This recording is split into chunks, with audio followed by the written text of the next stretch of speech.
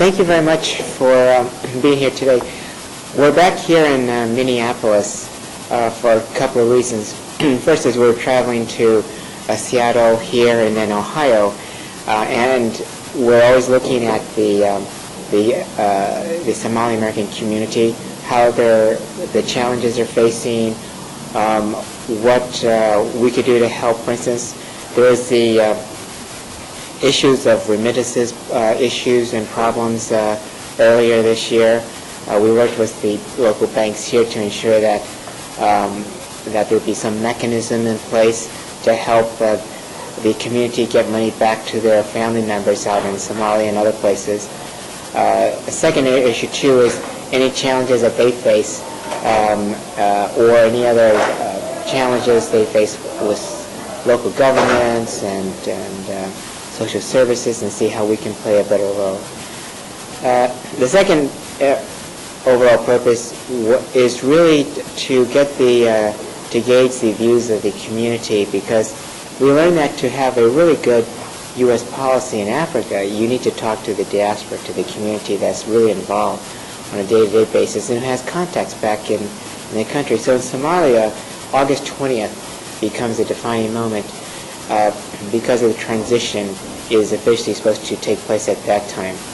And what we want to do is explain to the community what we are doing as the United States government, which is to build institutions, to build durability, sustainability, to support and contribute to a national army for the Somali government to ensure their security, but also to create conditions whereby you do have a political process which will lead to sustainable... Somali nation one. No. Again, the way Somalia is organized, that's going to be for the people of Somalia. We don't recognize Somaliland as an independent entity, but you know, when we engage in this dual process, dual track. Before, we were only focused on the transitional government, but the transitional government is a transition government. It's temporary. It's going to transition to something else. We need to engage all of Somalia, not just the TFG. So we need to engage all the clan elders and communities in southern Somalia. We have to go to Galmudug, Puntland, Somaliland. We haven't engaged them. That's the purpose of the dual track, is to engage all of Somalia, to hear all their views, and eventually there's had to be a dialogue among all groups, because if in order to have the voice of Somalia heard, you're going to have to. We want to know the views of every Somali, from not only Puntland, Somaliland, to the southern part, to Kismayo, to Baidoa, but also the Somali community in the diaspora, in Europe, and here in the United States. That's why we come here so often. So that's the issue, is getting the views, not so much as saying who's going to be independent or whatever. That's a Somali decision. Yeah, I want to add one more thing. How is it going? The famine in Somalia was going through last year was very tough. Again, and organizations like Oslo Foundation, Oslo Center, and many other organizations have been doing a wonderful job to bring that bridge together, be there and support. How's it going? Is the food still available? Is the people still connecting? Is it getting better than it was last year? Can you give us, if you have any information? Sure. Right now it is. Last year we had, at the height of the famine, which was the worst in 60 years, we had 13.3 million in several East Africa countries at risk. Severe food insecurity. And in Somalia itself, it was about 3.5 million, 3.2 million. Today, it's well less than half of that. And then those who are remaining on insecurity is not severe. It's less than that. We do have food coming in. But again, it's going to take time for recovery. And also, what is the goal? Our goal is not to go back to before the declaration of famine. That's not the goal. The goal is to eliminate all problems. On a good day in parts of East Africa, you have 1 out of every 10 child dying of malnutrition or diarrhea or some common disease. That's not the goal. The goal is to eliminate all of those problems. Improve healthcare, improve education, improve access to healthcare. Those are the issues, and I think we're making progress. So it's beyond just merely feeding. It's to develop institutions that will sustain and help. the communities. And so far it's been very, very successful. Sure, they're not blocking in or Sure they are. They are blocking. yeah. But we're going to have to go through them and around them and find other routes and mechanisms, because our ultimate goal is to help the people of Somalia. Mr. Ambassador, when we are talking about the international community and the transitional time, Somali President Shir, they say we are not happy to help we are getting from the international community. So how far the international community are ready to finish the transitional time? I think right now is the August 20th time frame, and that whole process is a very critical stage. Why is it critical? We've had so many times in the last couple of years that we said it's critical, it's critical. Why is this more critical? Why is it critical? The reason why is because it's an opportunity. That it's to finish with the Djibouti peace process, with the UN roadmap, with the Garaway process, what all these meetings in London, now coming up in Istanbul, have tried to achieve, is some type of transition to a more stable government. And that is what we're committed towards. If these things don't occur, then I think it's going to have problems and repercussions down the road. That's why we're so committed to seeing this through. And the Somalis themselves want to see this. And so we need to move forward and get the job done. If this transitional government right now, if they cannot finish the roadmap, if it is possible to extend it to time? Oh, no. We said no extension. You know, the Secretary, when she was in London, Secretary Clinton, made it very clear about that we want to move forward with this process. And I think you've all heard her speeches. And here is that we cannot have any attempts to obstruct this progress, and that we need to encourage the international community to move forward and to ensure that there is a peaceful, secure, sustainable transition August 20th. And that's what we're looking towards. And in terms of resources, I think